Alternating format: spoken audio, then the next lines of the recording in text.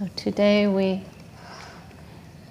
bid farewell to our Hungarian devotees, and 10 Hungarian devotees have come and spent 10 days with us. It's gone very fast. And I just this morning woke up thinking of a parallel when in the 1930s, Bhagavan Srila Bhakti Siddhanta Saraswati Thakur, our great, great guru, and for some of you, great, great, great, 3 times great, Srila Bhakti Siddhanta Saraswati Thakur, his picture's on the upper right side, the founder of the Gaudiya Math, Srila Sridhar Maharaj's guru. After a big festival, it was either Navadipdam Parikrama or Gaur Purnima time. So many had come for the festival, and it was a glorious festival, but it was like a farewell address to everyone going home after the big festival. And some were going to other maths, some, because they had so many different temples. Math means monastery in Bengali. So some devotees were going back to their stationed maths, and some of the devotees were going back to their own personal homes. And Saraswati Thakur was saying goodbye to everyone. And in a very moving, compassionate mood, he said, surprisingly, it took everyone by surprise. He said, "Don't cheat me," as they were preparing to leave. This was his farewell address to the devotees. "Don't cheat me." And everyone a little surprised by that. After a glorious festival, this is his request to everyone. And what he meant by that is, yes, during festival time, everyone comes and you're all on your best behavior, and you're all being very humble and tolerant and respectful and showing me your inspired side and how good of disciples and followers you are during the festivities. But now you go home, and that's when the real test begins. Are you still going to be my real disciples and followers at home or in your other locations?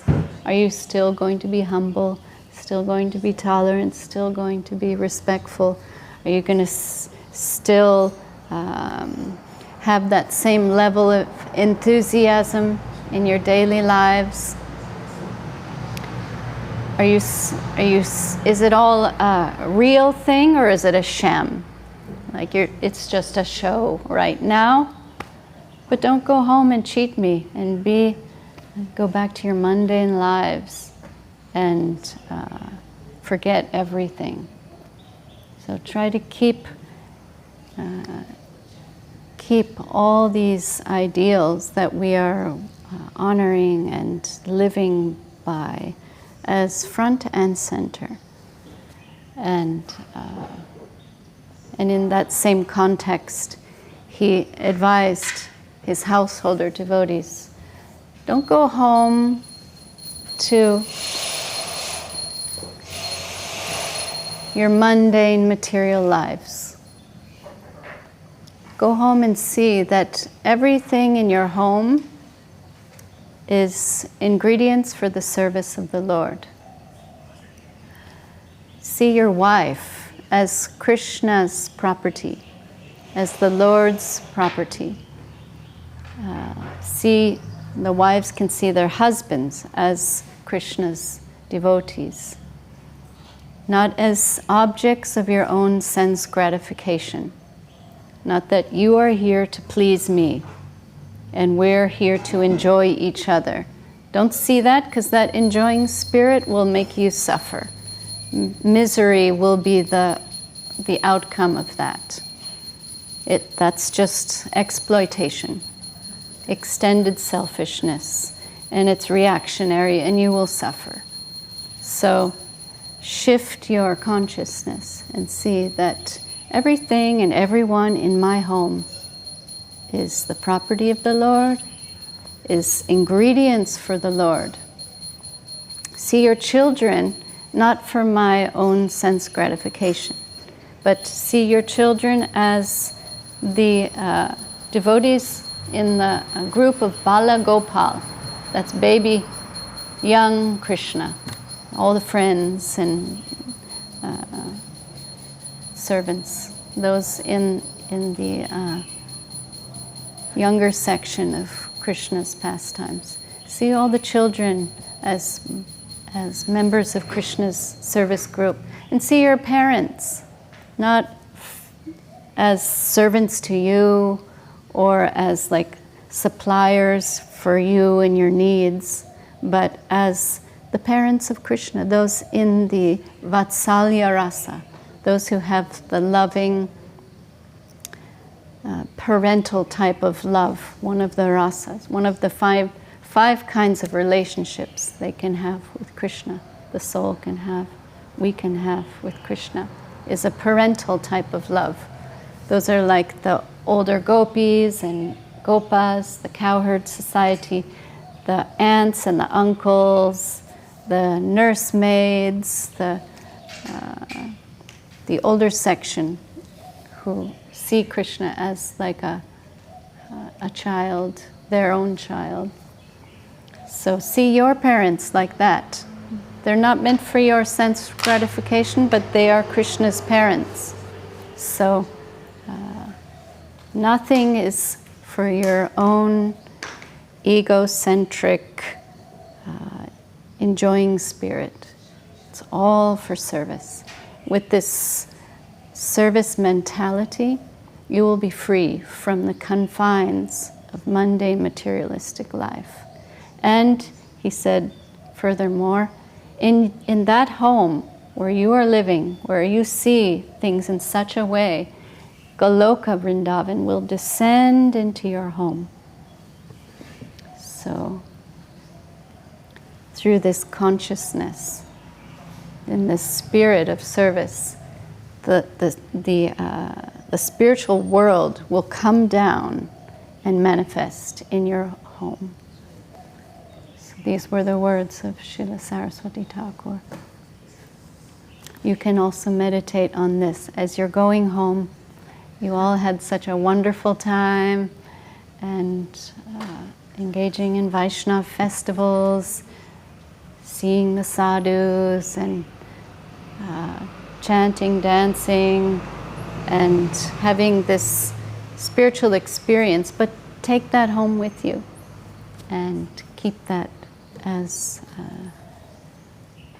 your ideal and live towards that every day. And that ideal will purify you and draw you closer to it, so it becomes a tangible, practical reality. In one conversation, mock fight, our grandfather Guru Maharaj and Srila Sridhar Maharaj, Srila Prabhupada, they love to have little mock fights with scientists.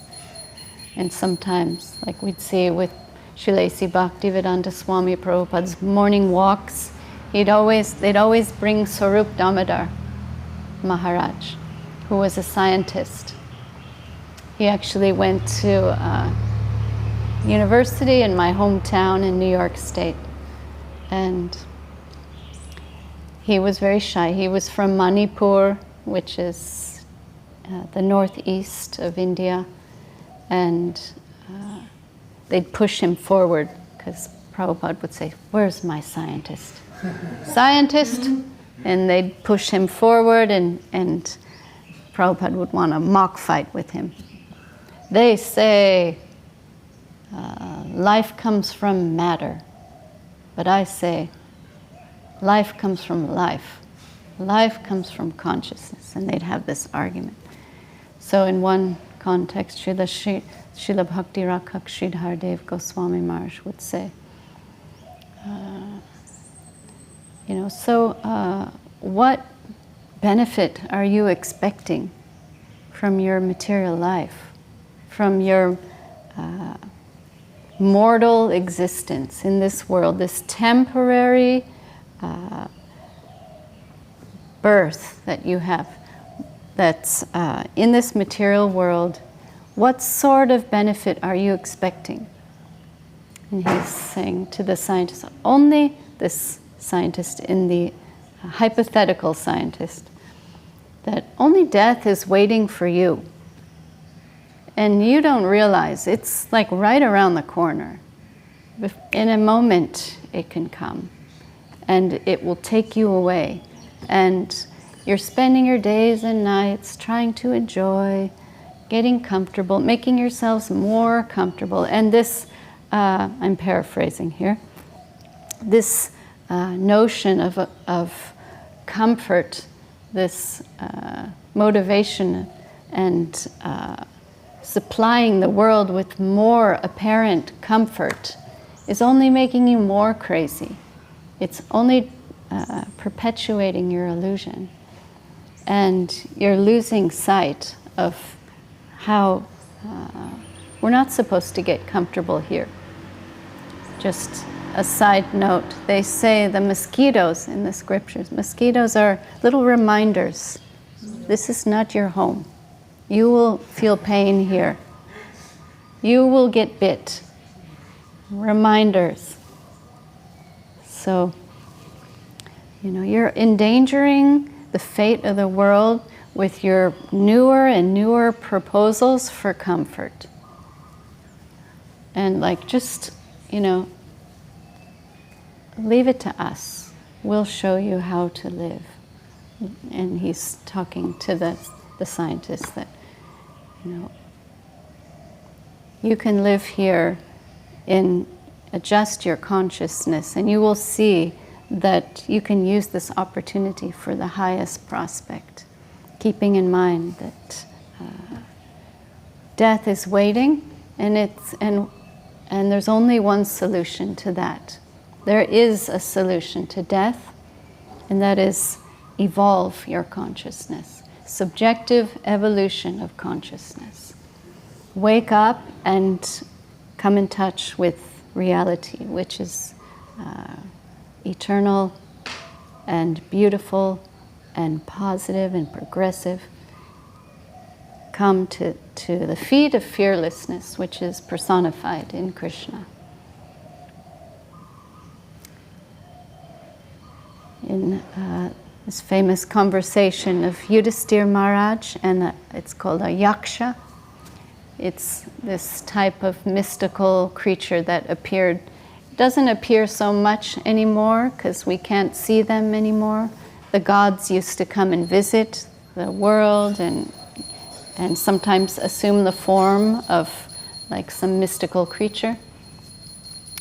So Yudhisthira Maharaj was the son of Yamaraj or Dharmaraj.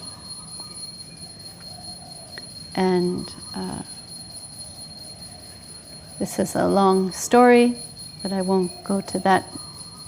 There's always a backstory to these stories. So Yamaraj took the form, the father of Yudhisthira Maharaj, the eldest of the Pandavas, who was more dharmic than, he's like the emblem of dharma, who is perfectly well adjusted with following and practicing religion and being honest and moral and the perfect example, the epitome of a real pious king. And this yaksha asked him several questions, but one of the questions is, tell us, what is this world and how does it operate? Because it's so bewildering. Everyone's so bewildered with this temporary, mundane experience. And what is the nature of this world? What is it? And Yudhisthira Maharaj answered with an analogy or metaphor, not sure exactly which one it is, that the world is like a big cooking pot. And the sun is like the fire. And the days and nights, the seasons, the months are like the utensils cooking. And we are all the uncooked food in that pot, and we're being cooked by time. This was Yudhisthira Maharaj's answer. This is the world. This is what's happening in the world. This is how the world is operating. This was Yudhisthira Maharaj's answer. We're all being cooked by time. So, the wonderful thing is, he answered next, the Yaksha asked, what is the wonder? The wonderful thing is we don't realize this. We're all complacent here. We're all living our mundane lives, thinking, everyone's dying around us, but I'm still alive and I've got time. In the back of our mind, we know, time is ticking, and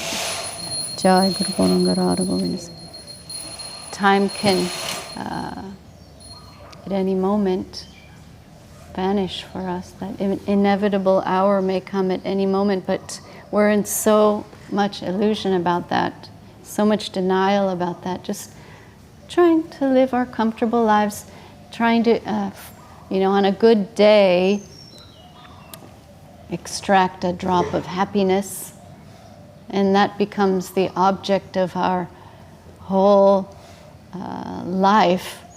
We want a drop of happiness. And then, bam, you get smashed for that, because everything's reactionary here. And that enjoying spirit is the crux of your suffering. You're just rushing after this drop of pleasure, which is going to smack you in the head. The sweet ball in the shoe again. Jai Yudhamani Prabhu Seva Vikram. So, it's futile. This attempt, this egocentric, enjoying spirit, it must go. And then you can find happiness and fulfillment and satisfaction in something higher, something more real, which is, we are all part and parcel of the Lord. And it's our happiness and innate nature to serve. We'll find happiness in service. We'll find eternal benefit in the form of service. One of my Thai friends in all of Thailand is mourning the loss of the mother queen, the previous king's wife, who is the mother of the present day king. She passed away last week. And my Thai friend is having some existential crisis because she also lost her pet. I think it was a cat or a dog. And someone else died that she knows. And death is waiting for me. And she asked me to tell her about the afterlife. But no one knows better than our Gurudev, Srila Bhakti Sundar Govindadev Goswami Maharaj. Our Guru, he's pictured here on the left. It was kind of a little specialty of his to know all the inner workings and afterlife experience. And he had a mystical background of being the son of Shiva. His parents conceived him with Lord Shiva's blessing. They actually asked Shiva, may you send your own son, to our family. And so he had this mystic nature, could see the ghosts. He was always talking to ghosts and departed souls, and could see so many things and see the future in everyone. And he just had that extraordinary nature, even though, like, that's not the point. He was, his higher self was an agent of the Lord, who was first-class guru, the successor of his Guru Maharaj, and he had his Vaishnav Seva and so many other things. But he had this understanding, step by step, of the afterlife. And he said the very first thing that happens when you leave your body, you see that that body laying right in front of me is not me. That is not me. That is my temporary, like, old and worn out clothes, as Krishna describes it in the Bhagavad Gita. That body is laying before me, and that is not me. I'm soul, and I'm Atma. And with me, I'm not alone, I'm with Paramatma. Like, if you will, like a God particle. With each soul, there's super soul, Paramatma, accompanying the soul. And so the soul feels, I'm not alone, and I'm eternal. And Gurudev describes, quoting the Bhagavatam, that soul will have some days of residing where they left, and they'll see everyone lamenting for them. But the soul is like, that wasn't me. You didn't know me. I was in that body and suffering according to my previous actions, my karma, playing out my karma.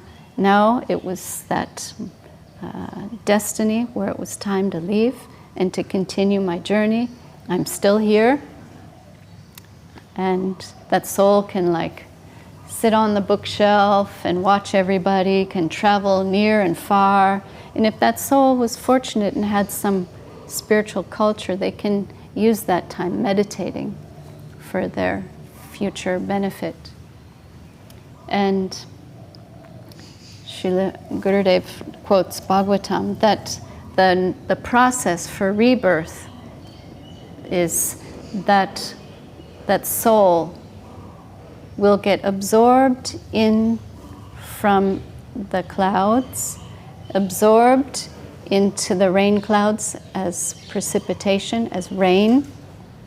It will be attached to the rain and rain down onto the earth, and that rain will, that soul will enter into the grains, like rice, wheat, enter into the grains, into the food system, and then be consumed. The Father will consume that soul, and that soul will be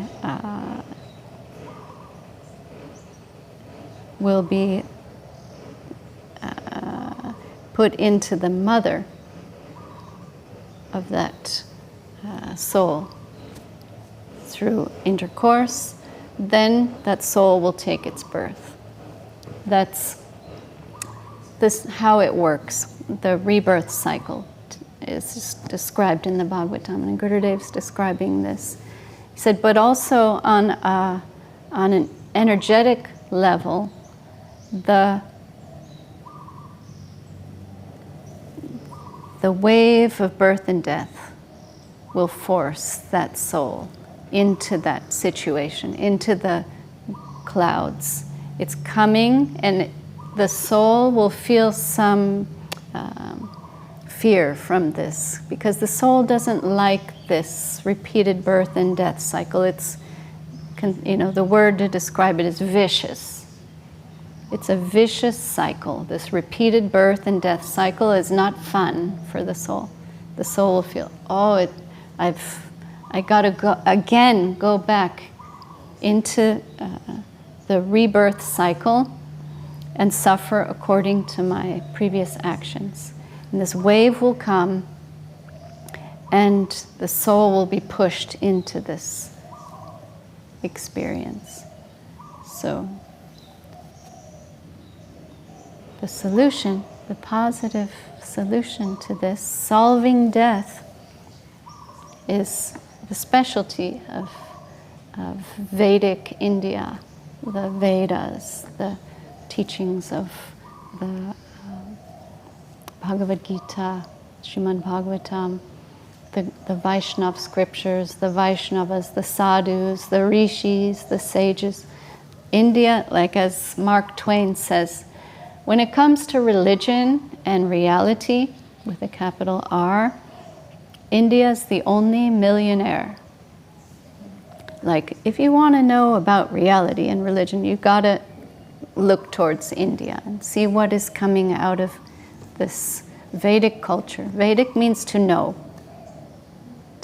what is, how to live, and who you are, and where you are, and what is the nature of this world, and how to achieve the ultimate positive and progressive, immortal, subjective reality. So Bhaktivinoda Thakur says, those with fine theistic intelligence will come to this understanding that my life, my time, my energy should be devoted here. And it's a rare thing that anyone will overcome the seduction of the material world and come to this plane, this line, and actually put it into practice. It is a very rare thing in this world, and the most precious thing. So, Srila Sridhar Maharaj says, it takes courage to shake off this mundane material connection to this world and embrace a higher reality that we're not fully aware of. We're not, we don't know what these higher things are, but we have some faith, we're hearing about it. By some grace, it's coming to our ears. That's the very first stage in spiritual practice, hearing about divine reality, listening to the advice of the saints and the sages and the scriptures. And through the mercy of the divine agents, divine agency, which is plural, the sadhus, the Vaishnavas, the gurus, they are teaching us about this divine reality. We get connection to them, their backing and their support, and then we can practice and chant and remember and worship this higher reality and engage in service. This is, the greatest adventure of all time and space. So, Srila Sridhar Maharaj quotes the Vedas, awake and arise to your innate treasure, which is your birthright. That is what we are essentially innately meant for. Come in touch with reality, acquaint yourself with reality, and be eternally benefited for it. And that's the only thing you can take with you. Nothing else can come with us when it's time to go. We get sukriti through serving the Vaishnavas, from even appreciating the Vaishnavas, the devotees. And everything they do, all the sadhus and the Vaishnavas, everything they do, they're purifying the environment wherever they go, cleaning the whole environment, like Srila Sridhar Maharaj in one context said, the Vaishnavas and the saints, they're like disinfecting the infectious disease of the world, which is hridrogam, heart disease, this disease of exploitation and sense enjoyment, obsession. That's a diseased state of the soul. And the sadhus are disinfecting that wherever they go, and whatever they're doing, they're purifying the whole place. So when we have some connection to them, we're always in a safe position. And we can also, with whatever capacity we have, be disinfecting agents by engaging in spiritual practice, in Nam Sankirtan, Vaishnav Seva, Prasad Seva, all the things we try to do every day. These are purifying us and also having some good effect, benefit on our environment and everybody in it. So this is something about our spiritual practice, and we want to keep these things, Gurudev said, in a golden pot in our hearts. Keep it, the ideal, tangible and real, and for daily life, remembrance and our objective every day. Like, let's not cheat our guardians by being real disciples in happy festive times, but going home, we must keep it alive and real, and that way we'll always be living according to our ideals and getting benefit.